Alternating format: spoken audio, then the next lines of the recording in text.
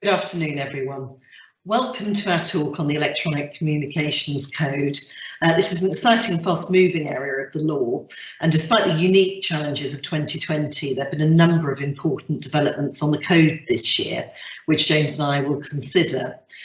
We anticipate there are going to be further developments next year, including an important decision on the code listed for appeal before the Court of Appeal in January 2021. It's also important to understand the code in the context of policy objectives of successive governments which have committed to broadening network coverage and ensuring it's countrywide. Of course, the pandemic served to emphasise the importance of such communications. The reality is that most of us will never return to precisely the same way of working that we did prior to the pandemic.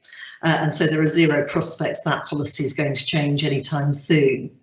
Accordingly, for those of us who represent landlords in this type of litigation, it's important to pick the right battles and learn from those decisions which have been adverse to landlords' interests over the last years. And there's some of the points we want to highlight in our talk.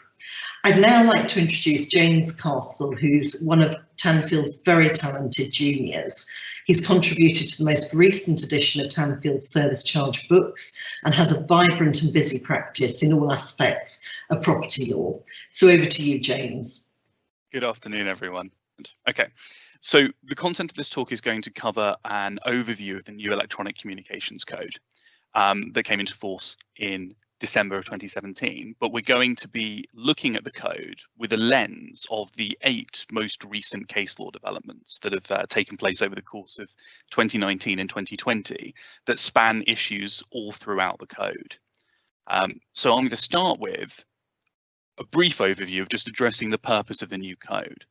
Well, we know that the new code is designed to govern rules under which providers of electronic communications networks can acquire and exercise rights to install equipment and carry out works on land belonging to others. But the old code did that. So what's the purpose of the new code? Well, the first thing is that the old code was designed at a time when it was enacted to regulate the rollout of landline telephones. It wasn't designed to take into account developing digital communications infrastructure. So the new code is a modernisation that tackles with unique issues that arise out of digital comms. The second issue is that over the years, litigation in respect of the old code exposed a number of problems with the way that it overlapped with other areas of law.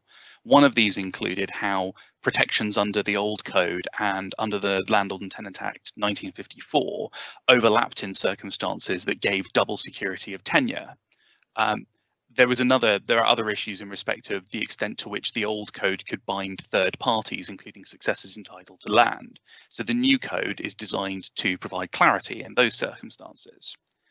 The last main point of the new code is that under the old code, there was the valuation method for code rights and code agreements was quite favourable to the landowner. It tried to give a relatively fair rate of compensation to a landowner. With the new code's emphasis on the public interest in there being a fast rollout of digital communications infrastructure, the new code's valuation basis is a no-scheme basis, which is more in line with compulsory purchase principles. The bottom line, as Kerry will take you through later in this talk, is that this is particularly unfavourable towards landowners and is much more weighted in favour of code operators now. So I'm going to start with what rights you can acquire under the new code. So first, the person who can acquire code rights are, well, they're known as code operators, and code operators are identified by Ofcom. So once you've been identified by Ofcom as one of the code operators, you can then seek to acquire rights under the new code, which are rights that can be imposed on the occupier of land. These can either be rights that can be agreed between the occupier of land and the code operator, or be imposed upon the occupier in default of agreement. And these include, but are not limited to, rights to do things like install electronic communications apparatus on, over, or under land, keep the apparatus installed, maintain and repair it, gain access to land in order to carry out installation and maintenance, connect apparatus to a power supply, interfere with or obstruct means of access to land, and do things like cut back vegetation. But one of the new features of the new code, and this is about adapting to modern technology, is upgrading and sharing apparatus. The old code didn't have these kinds of special bonus rights. The new code does. No matter what code rights a code operator seeks to acquire under a code agreement, they for free now get paragraph 17 bonus rights. And these rights come in two forms. The first is the right to upgrade your electronic communications apparatus. And the second is a right to share the apparatus with share the use of your apparatus with another code operator. So one of these allows you to, in theory, upgrade from 4G to 5G to 6G to an extent without having to acquire new rights under the code. The other will allow you to enter into joint ventures with other code operators in order to, rather than foster a spirit of competition, foster a spirit of cooperation to encourage the code operators to put a digital network all over the country as fast as possible to get the best products available for consumers. But these rights, these bonus rights under paragraph 17, are subject to conditions. The first condition is that changes to the apparatus made in upgrading or sharing the apparatus must either have no adverse impact or no more than a minimal adverse impact on the appearance of the apparatus. And the second is that the upgrading or sharing must impose no additional burden on the other party to the agreement, which is usually the occupier of the land. Now, this includes anything that has an additional adverse effect on the other party's enjoyment of the land or causes additional loss, damage, or expense. Importantly, these bonus rights are not bonus rights that can be contracted out of. There's specific terms in the new code that say bonus rights cannot be contracted out of. So our first case that we're going to be looking at, which is Cornerstone Telecoms Infrastructure Limited and London and Quadrant Housing Trust, is about upgrading and sharing.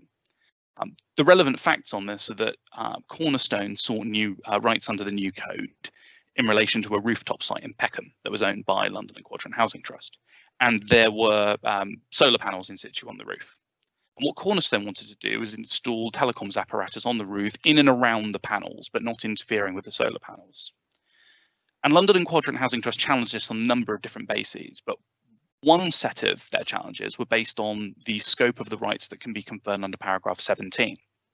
And so the upper tribunal for the first time had to engage with, well, what is the scope of the rights under paragraph 17 and what are the relevant tests?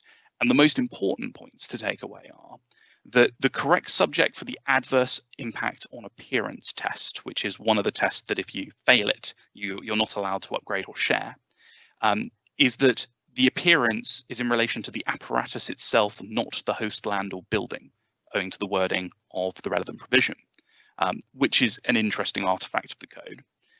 We'll see how that applies in practice. Second is that whilst the first test, which is the adverse impact on appearance test, has, and if I take you back to the previous slide so you can see the wording, it's either no adverse impact or no more than a minimal adverse impact. You'll notice that the no additional burden test doesn't have a no more than a minimal additional burden test. What this means is there's no de minimis exception for the second test. So if there's any additional financial burden that's placed upon the person who's subject to the code agreement by virtue of your sharing or upgrading of apparatus, you're not allowed to do it under paragraph 17. So that right can be restricted if that test is failed, and it can be quite easy to fail that test. But one of the important points that was pointed out is that paragraph 17 rights to share and to upgrade are an irreducible minimum. They can't be contracted out of. But code operators can seek more extensive rights than what paragraph 17 give in respect of upgrading and sharing. And in this particular case, the upper tribunal actually allowed the Cornerstone an unfettered right to upgrade. And they also allowed Cornerstone an unfettered right to share with at least one other operator, but made clear that if they wanted to share with a second additional operator, doing so would still have to be compliant with the tests under paragraph 17. So if you want to enter into a new code agreement, there are certain formalities that need to be complied with. The first is that paragraph 20 of the new code sets out you need to give a notice in writing to the relevant person. Now, the relevant person is either the person who you're asking to confer a code right on you, or is someone that you can require, a third party that you can require to be bound by a code right that's exercisable by the code operator. That distinction is important because it means there are two kinds of applications that can be made, and this crops up in a case that I'm going to be discussing in a little while. So your notice has to set out the code right and all of the other terms of the agreement that are sought, and also state that you seek agreement to those terms. And then for there to be a binding agreement that's been negotiated under the new code, the agreement has to be in writing, it has to be signed, it has to state how long the code right is exercisable for, and it has to state the period of notice, if any, to terminate the agreement. Importantly, paragraph 16 of the code makes clear that you are not allowed to include terms in a code agreement that purport to restrict a code operator's right to assign the code agreement to another code operator, with one exception. And that one exception is that you're allowed to make any assignment to another code operator subject to the requirement that the original code operator enter into a guarantee for the covenants of the new code operator who's taking on the agreement, which is much like an authorized guarantee agreement under the Landlord and Tenant Covenants Act of 1995. So what if the parties don't agree? Well, if the parties don't agree within 28 days of the notice being given, then paragraph 20 of the code permits the code operator to apply to the court for an order imposing an agreement on the parties. This will usually be the upper tribunal. If you trace through the definitions of the court and then go through the relevant other paragraphs of the code and some further regulations, in essence, what's revealed is you have to bring the claim in the upper tribunal, but there are certain circumstances in which the upper tribunal might want to transfer matters to the county court if that's considered to be a more appropriate forum. But I think all of the 8 cases we're discussing today are all cases in which they were determined by the upper tribunal at first instance. The reason it's 28 days is because there's a rapid timetable set out under the new code for code agreements to be entered into. The reason for the rapid timetable is, in essence, that the public interest in maintaining that digital communications infrastructure is set up as soon as possible and gives potential customers as wide a choice of operators as possible in their given area, says that the whole process of litigation should effectively be expedited. So the 28 days to enter into an agreement is one artifact of this. Another artifact is that any application that goes before the upper tribunal has to be dealt with within 6 months of the application. So paragraph 21 sets out the test to be applied by the court for when it should make an order to confer code agreements, confer code rights under an agreement. The test has 2 limbs. The first is that the prejudice caused to the occupier of the land has to be capable of being adequately compensated in money. So this is the prejudice caused to them by being bound by the code agreement and all of its terms. And the second test is that the public benefit likely to result from the making of the order outweighs the prejudice to the occupier.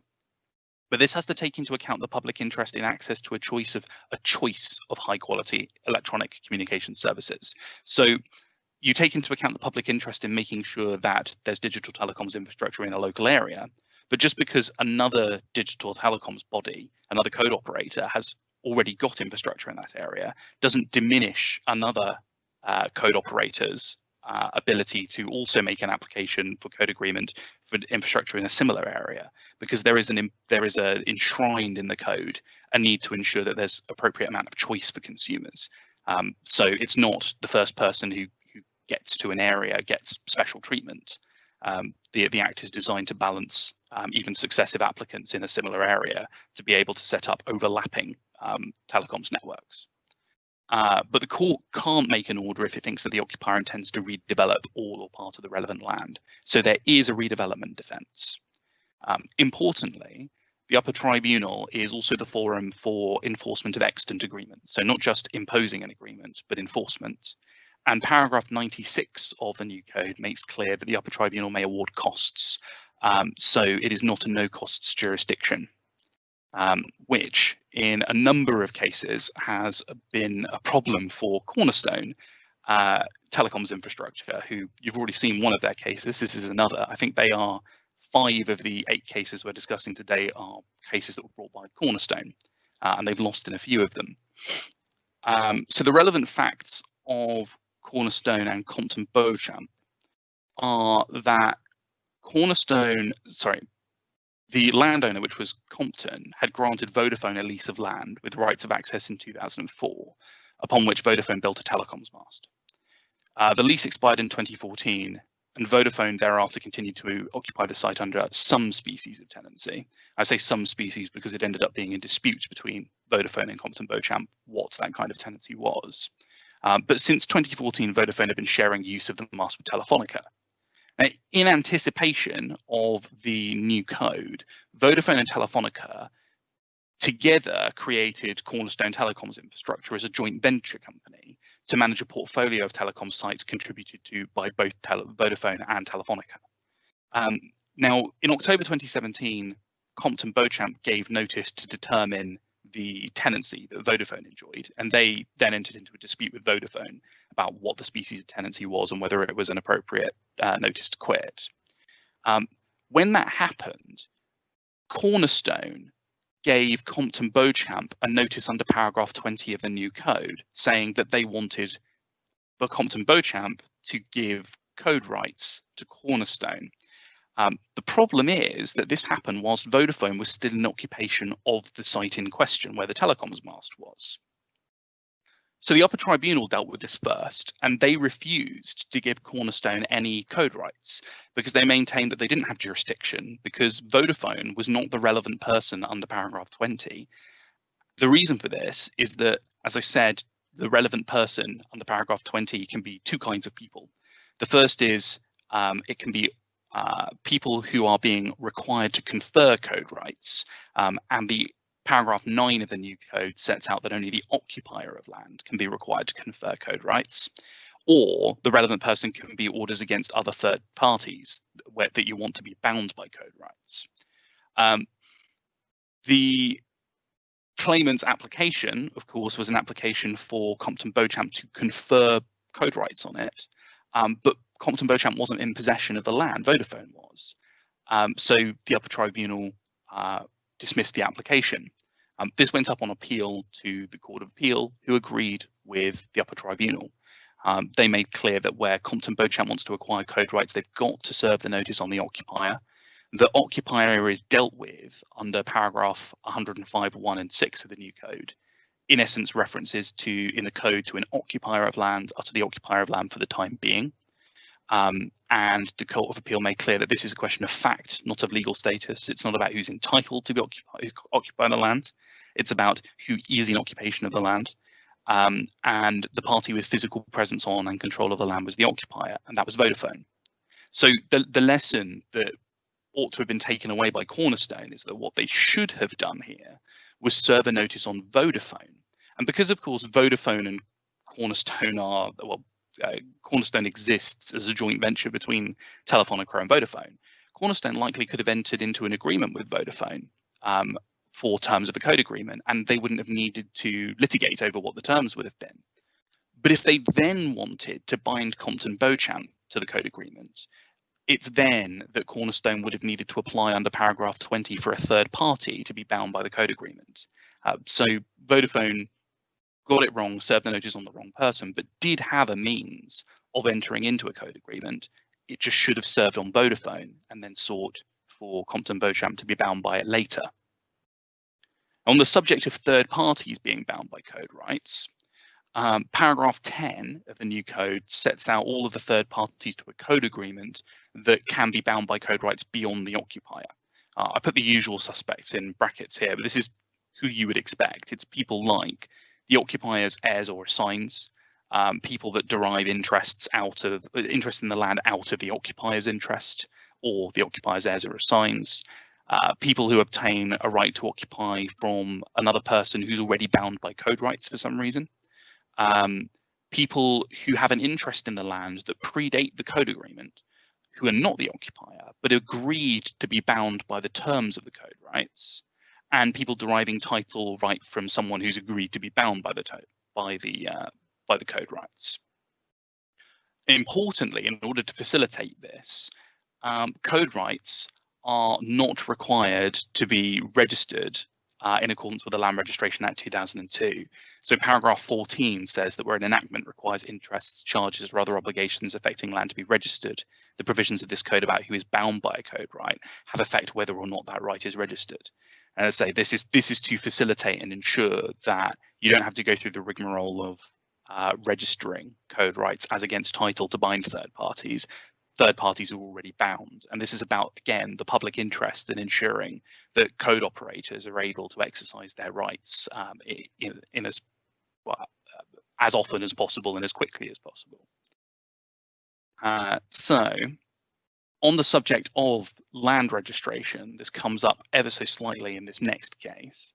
Another Cornerstone case, Cornerstone, Telecoms and Keast, is about chattels and the scope of code agreement terms.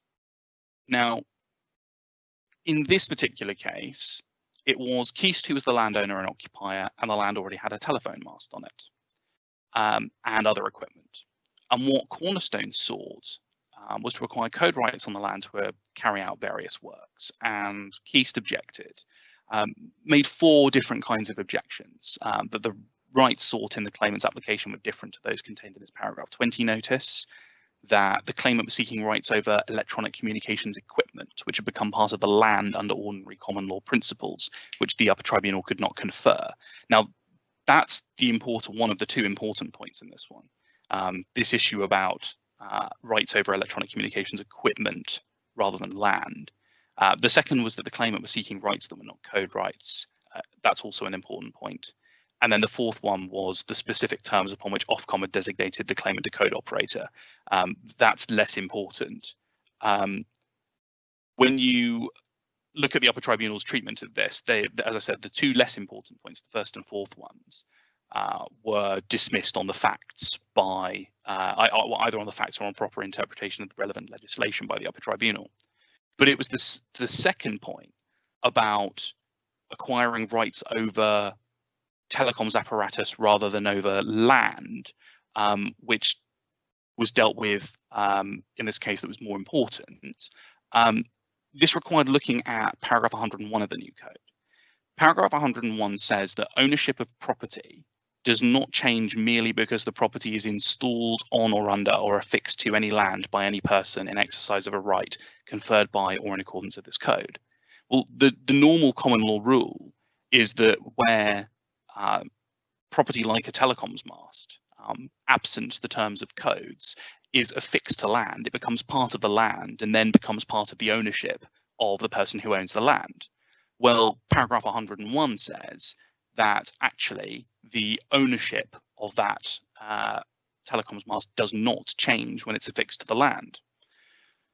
What Keast tried to do was argue that albeit the ownership didn't pass, the telecoms mast still became land when it was fixed to the land. And because it became land, the upper tribunal didn't have the power to confer code rights over it, because you can only confer certain code rights over apparatus rather than over land.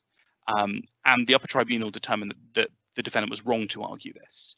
That the purpose of paragraph 101 of the new code is that it's designed to create an exception to the rule that both prevents ownership of the apparatus from passing, but also prevents the change in status from chattel to land. This is partly important because of this issue about land registration rules not applying. If it had been right that the ownership of the mast hadn't changed hands when it was installed, but it had become land when it was installed, then because it had become land, it would have been needed to have been something that had been registered. And then you would have a code agreement that isn't required to be registered over a piece of land that otherwise would have to be registered. And you would suddenly get circumstances where someone could acquire land without the need to register it in bizarre circumstances. And the upper tribunal just wasn't having any of that conclusion. So said, no, that's not how paragraph 101 is intended to operate. The third point was about the scope of rights that can be offered, that can be given by the tribunal. And the upper tribunal made really clear that it has a very wide discretion under paragraph 23 of the code to impose such terms as it considers appropriate. There is no hard limit that bars specific kinds of terms being in code agreements. And as to those specific kinds of terms in code agreements, that takes us on to our next topic, which is equipment caps. So there are a couple of cases in which occupiers of land have tried to argue that one of the terms of the code agreement ought to be that the specific apparatus to be installed on the land should be subject to a list, and anything that's not on that list in the code agreement can't be installed on the land. So the code operator has to set out in advance precisely what they want to install. And this is something that Judge Elizabeth Cook in the Upper Tribunal was not particularly happy with. She noted that some code agreements do contain these sorts of lists and that others don't. But also noted that there's no requirement in the code to specify what apparatus is to be installed. Often the parties will make an agreement about this. Sometimes the tribunal will have to make a decision about it. She said that if you, especially in modern cases under the new code where you're dealing with complex digital telecoms infrastructure, if you create a specific list of apparatus that can be installed on the land, then this creates a potential dispute about whether future installation of other technology on the land to keep up with developing technology is an upgrade or an addition.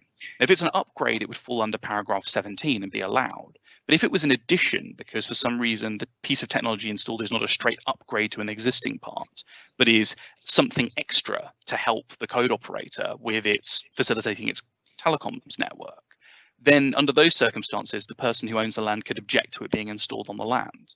And this fetter on the code operator was considered in this particular case, and generally has been considered in a few other cases, to be usually inappropriate. But one of the things that Judge Elizabeth Cook said is that usually the reason you don't need these specific lists is because the apparatus that could be installed on the land is often limited by the size of the land. There might be circumstances in which specific apparatus lists for open land could be appropriate. So if it's a right to install telecoms apparatus on a certain field, there might be a specific list that says that only one telecoms mast can be put on there rather than multiple telecoms masts, and that might be appropriate. That sort of problem you wouldn't usually arise out of, say, space on a rooftop. And then this issue was revisited in Cornerstone Telecoms Infrastructure Limited and London and Quadrant Housing Trust.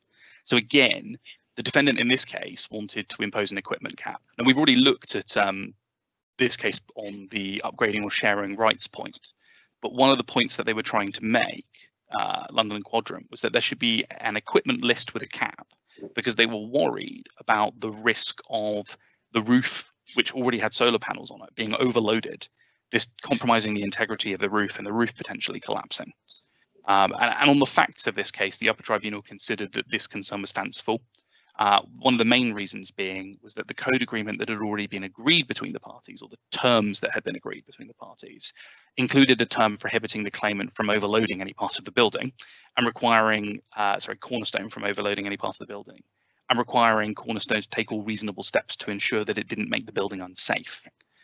Importantly, the judge in the London and Quadrant Housing Trust case cited Judge Elizabeth Cook's judgment in the University of Arts with approval, especially the suggestion that in most cases, the maximum apparatus will be practically limited by the size and strength of supporting structure.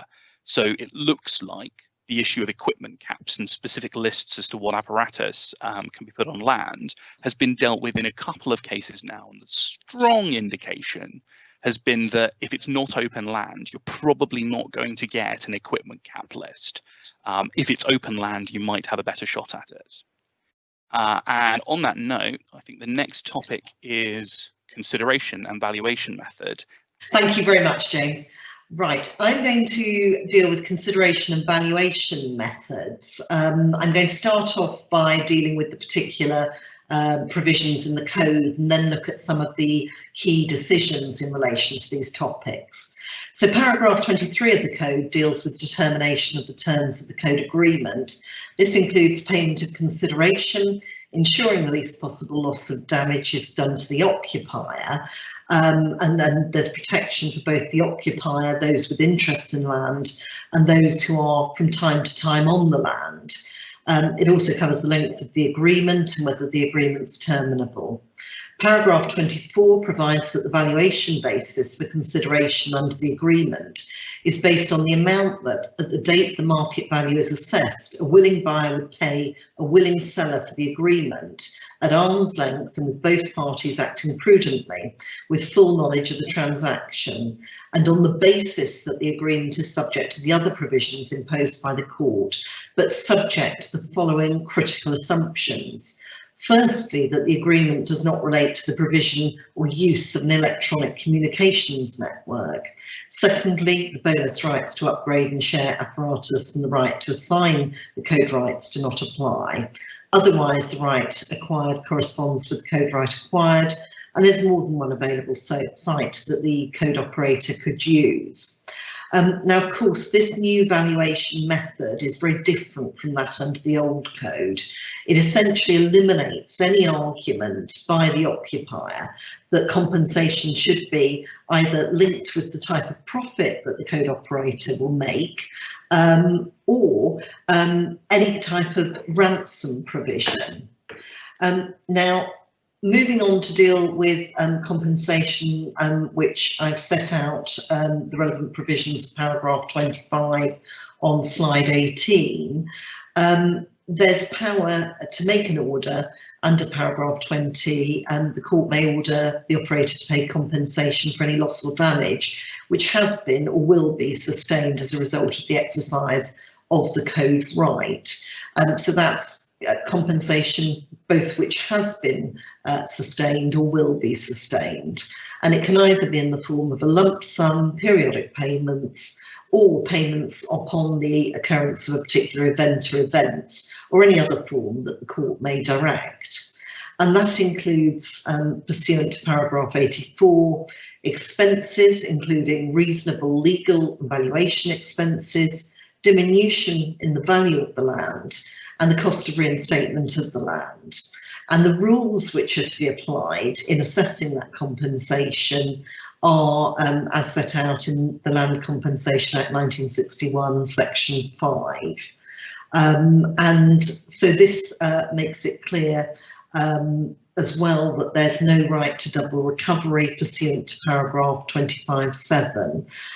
So one can't seek to claim under different provisions for the same type of loss. Moving on to one of the key cases in this area, and one that's been the subject of an awful lot of publicity, in EE Limited and Hutchinson 3G Limited and the London Borough of Islington, the operators sought rights under the new code, entitling them to install and operate telecoms apparatus on the roof of a block of flats which was owned by Islington. They were unable to reach an agreement on three key issues. Firstly, jurisdiction, and whether the upper tribunal had jurisdiction to impose an agreement in the form of a lease. Secondly, consideration, and thirdly, compensation. The upper tribunal dealt fairly shortly with the submissions of both parties, which were suggesting on the question of jurisdiction, both parties suggesting that in fact the approach that ought to be adopted is the upper tribunal to make an order regarding the terms, and the parties should then go away and execute an agreement. That approach was rejected, and the upper tribunal firmly said that the order was force enough. The parties didn't need to go away and execute a parallel agreement.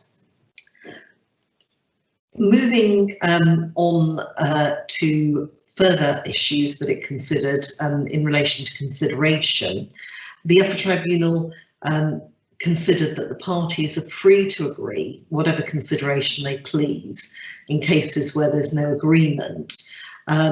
But where there is no agreement, that's when the court will apply the valuation criteria. So the parties are entirely free to negotiate, but in the event that they go to the tribunal, the criteria will be applied. And the valuation assumptions taken together mean the presence in the market of other code operators who might wish to use the site must be ignored, as with the price they might be willing to pay. And the fact that there's only one bidder doesn't mean the price ought to be nominal.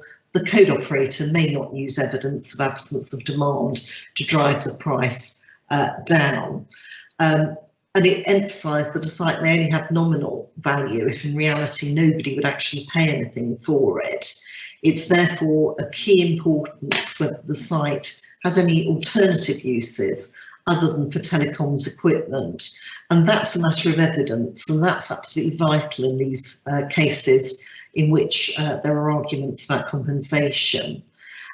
It's certainly worth noting that in this case, a comparison between the consideration under the old code and the new, in this case £21,000 per annum was agreed before the old code, under the old code, before the new code was in place. But in fact, the upper tribunal determined the appropriate sum was £1,000 per annum, albeit it accepted that because the sum of £2,500 had been mentioned in the paragraph 20 notice, it was prepared to impose that.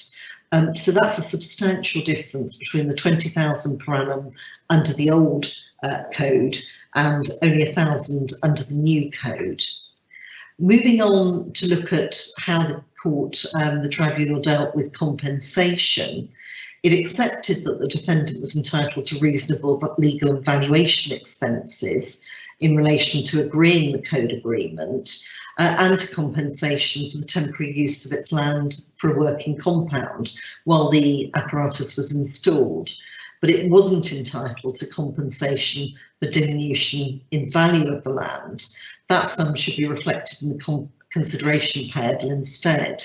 Only to the extent that it wasn't so reflected could there be a separate claim. So again, emphasis on no double recovery. And once again, it's quite interesting to look at what Islington sought to recover in this case. It had put forward 29 separate claims for compensation on a variety of bases, and that included 16 separate events where disturbance might be caused. Everything was rejected by the upper tribunal except the reasonable legal and surveying costs and damages flowing from the installation of the apparatus. The other point that is worth picking up on here is that Islington learnt a rather harsh lesson following its breach of directions in this case. The upper tribunal exercised its power under Rule 83B of the 2010 rules, and in fact struck out the defendant's case in respect of the draft form of agreement. The defendant was not permitted to call evidence or make submissions on the terms of the agreement, except for consideration and compensation. So it's a salutary lesson about the importance of complying with directions. And I think it's fair to say that in these cases where there is, as James has rightly said, such a tight timescale, that it's absolutely critical that there's compliance with directions. The other points to take away from this case are that it very much recognised the public interest in imposing agreements on those who were unwilling.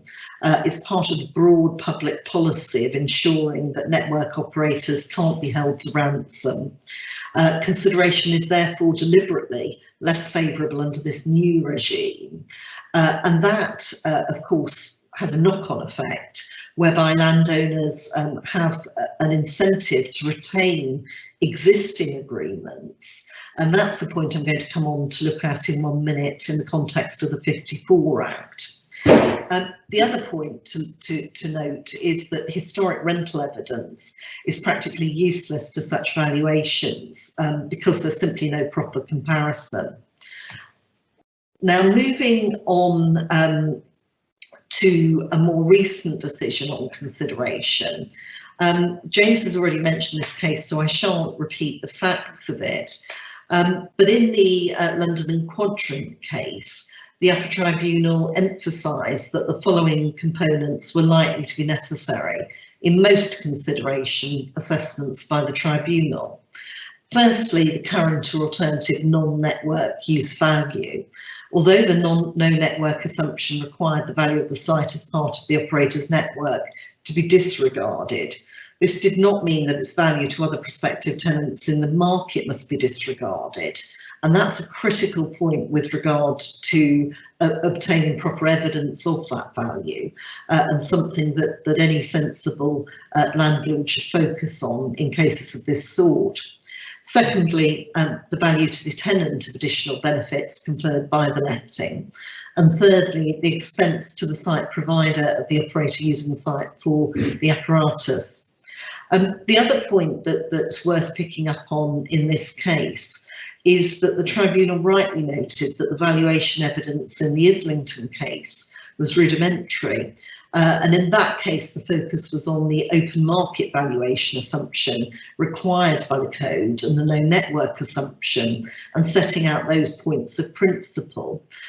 So those particular paragraphs in the judgment are quite useful in future cases for asserting and saying that in fact in the case that you're dealing with, that you're producing cogent evidence and detailed evidence of valuation, which does justify a far more substantial reward for your landlord client. I'm going to move on now to talk about the 54 Act. Part 5 of the new code contains rules for continuation of agreements that confer code rights after expiry of the term. And the intention of these provisions was to eliminate the dual security of tenure under both the new code and Part 2 of the 54 Act. Part 5 does not apply to a lease of land in England and Wales if the primary purpose of the lease is not to confer such code rights, and it's a lease to which the 54 Act applies or would do, but for an agreement under Section 38A of the 54 Act. And this should mean that when a code agreement in the form of lease comes to an end, there's no longer the choice for code operators. And this is designed to remove the injustice that existed under the old code, whereby code operators could essentially select one of two codes, one of two routes to protection, depending upon which was preferable. I'm going to now move on to look at the case of Ashlock, which is a decision on occupation in the 54 Act. And this is a case in which the first defendant owned the freehold of a rooftop site. Part of it was subject to an agreement between Vodafone and the previous owner. And that was for the installation of various telecoms apparatus and was a 54 Act protected tenancy. The contractual term expired in 2012, but Vodafone remained in occupation. And then in October 2018, the second defendant took a 99-year lease of the rooftop site from the first defendant, and Vodafone assigned its tenancy to C. C then served a Part 20 notice on the second defendant, requesting that the second defendant entered into a new code agreement.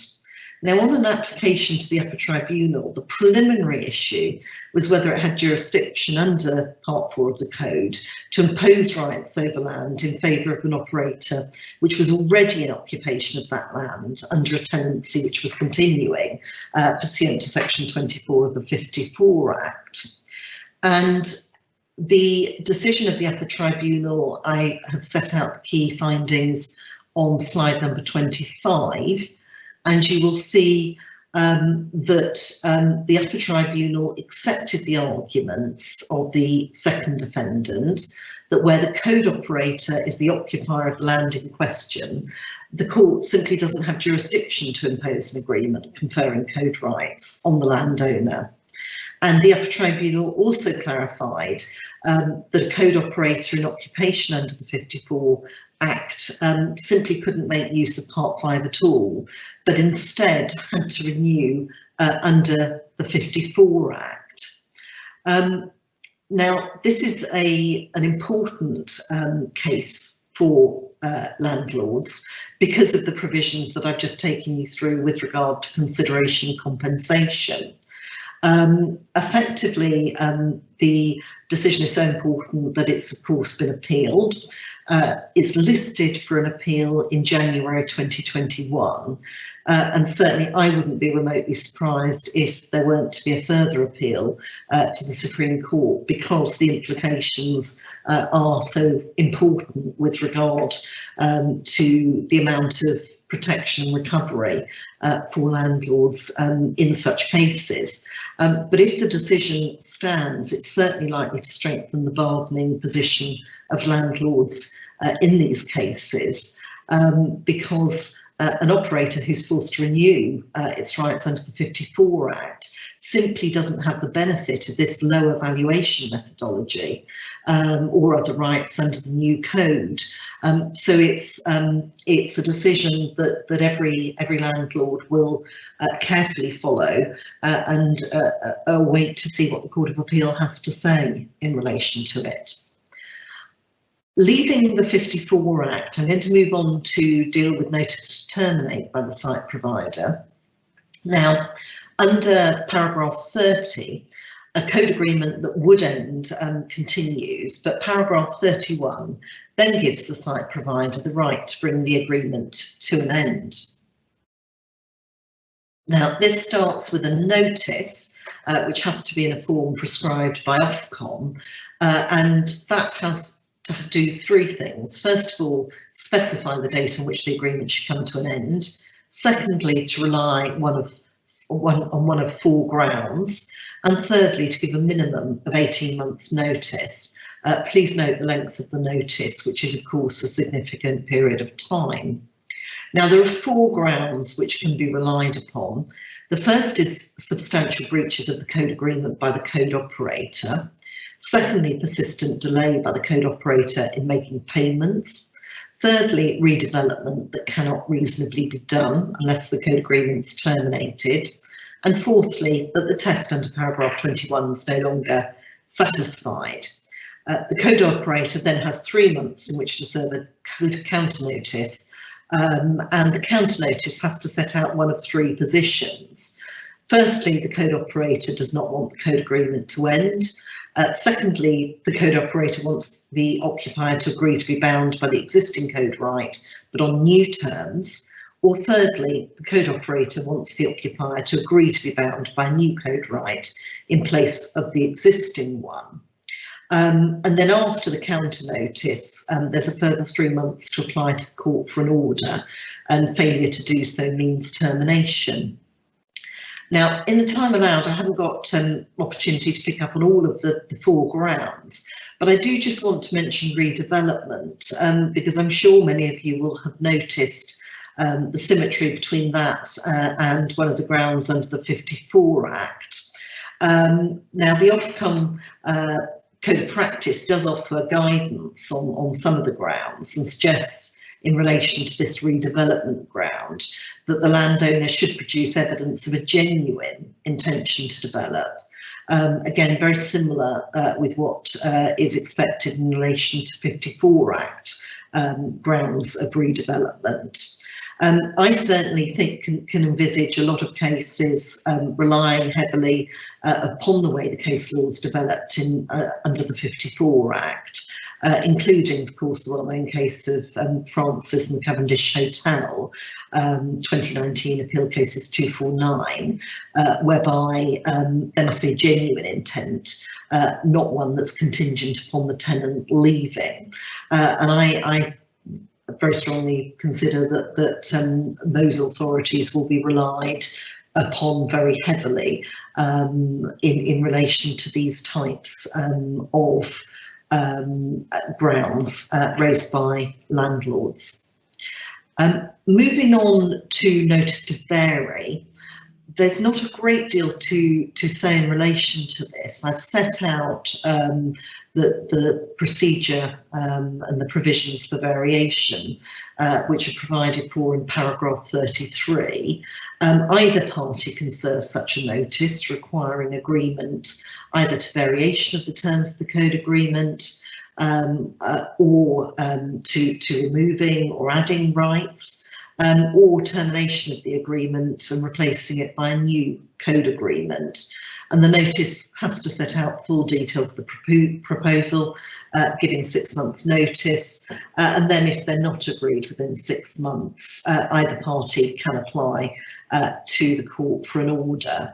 And unlike with the termination notice, this form of notice need not be given after expiry of the term of the code agreement. To move on to the powers of the tribunal in such cases, the position is that if the site provider can prove any of the grounds set out in the termination notice, the court must order termination of the code agreement. And on an application for variation, the court's got a wide range of powers enabling it to order variation or the entry into a new code agreement. And in determining what order to make, the court must have regard to all the circumstances of the case, including the code operator's business and technical needs, the use that the site provider is making of the relevant land, duties imposed on the site provider by an enactment, and the consideration currently payable. The court also has interim powers to order interim continuation of the current agreement and the payment of interim sums to the code operator. And once again, there's a real symmetry and comparison between those and the interim rent provisions under the 54 Act. So it's clear that the broad structure of the scheme is very similar and related to the 54 Act. There is authority on termination of code agreements, and I've set that out on slide number 29. That's the case of E Limited and Edelwind. The relevant facts of this case were that the first claimant acquired the right by agreement to install and operate equipment on a rooftop site. The rights were until 2024 and granted by the leaseholder, the second defendant. There was a break clause allowing second defendant to terminate for redevelopment, and at the same time the first claimant entered into a licence with the first and second defendants, which included the freeholder, whereby the freeholder agreed to be bound by the first agreement. In 2010, the first claimant purported to assign the first agreement to itself and the second claimant. And in December 2019, notices were served on the claimants under paragraph 31, seeking to end the agreement, conferring code rights. There was a challenge to the validity of the notices, and it was claimed that the second defendant was not a party and so couldn't terminate. The notices could not be served in any event until after the 2024 date, and the break clause in that case was not relied upon. Instead, it was a break clause in the lease. And moving on to the next slide, you can see how the upper tribunal dealt with those matters. It held that on the balance of probabilities, the break notice served by the first defendant on the second defendant did not mean that the first defendant's lease would end on 2nd of April 2021. It did mean that the lease would end. It directly followed that but for paragraph 30, the code rights would cease to be exercisable and the dates in the notice were not too early. It was important, of course, there was no suggestion of bad faith here. The second agreement did not contain provision for the second defendant to be bound by the code rights conferred by the first agreement after they terminated by the premature termination of the first defendant's lease. And the upper tribunal applied normal contractual principles to conclude there was no reason to imply such a term into the second agreement on the ordinary principles applicable.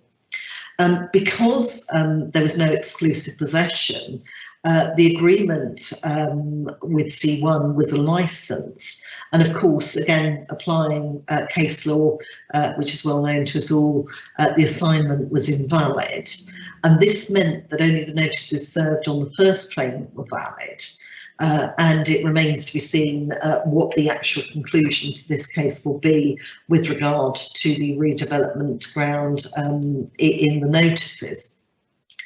Moving on to removal of apparatus, that's dealt with in paragraph 37 of the code, and the circumstances in which the landowner can require the removal of such apparatus include where never bound by a code right, where it's come to an end or otherwise ceased, if the apparatus is no longer used for the network and there's no reasonable likelihood that it will be again. It's important to note there that that covers a position where there's a temporary cessation of use of the equipment. It's not dealing with a situation where it will be used again. And the relevant code operator ceased to qualify as a code operator and doesn't have any transitional protection. Paragraph 38 gives the owners of neighbouring land the right to require apparatus to be removed if it interferes with or obstructs with their land, and removal is enforced under paragraph 40 by service of notice by the landowner, which specifies a reasonable period for removal. And then if there's no agreement reached within 28 days, an application can be made, must be made to the court. So if the apparatus is removed, there's an obligation upon the code operator to restore the land, and the court also has powers to order that the landowner can sell the apparatus and recover costs from the operator, including restoring the land and potentially retaining the proceeds of sale of the apparatus, providing it doesn't exceed the landowner's costs. And the court can also award a compensation payable by the operator to the landowner for the period during which the landowner had the right to require removal but was unable to exercise that right. I can certainly envisage this being a rich source of disputes. Often there are delays in removal of apparatus, whether for repairs or redevelopment, and there are a number of cases in which there are disputes as to where the fault lies for such delays. It's particularly interesting in cases involving major construction, where there may be penalties in contracts with third parties, and penalties can be very substantial. So I can see an awful lot of litigation in this area over the years to come. The key for the moment is to ensure that with regard to issues to do with repairs and delays, that there is proper contemporaneous evidence recorded.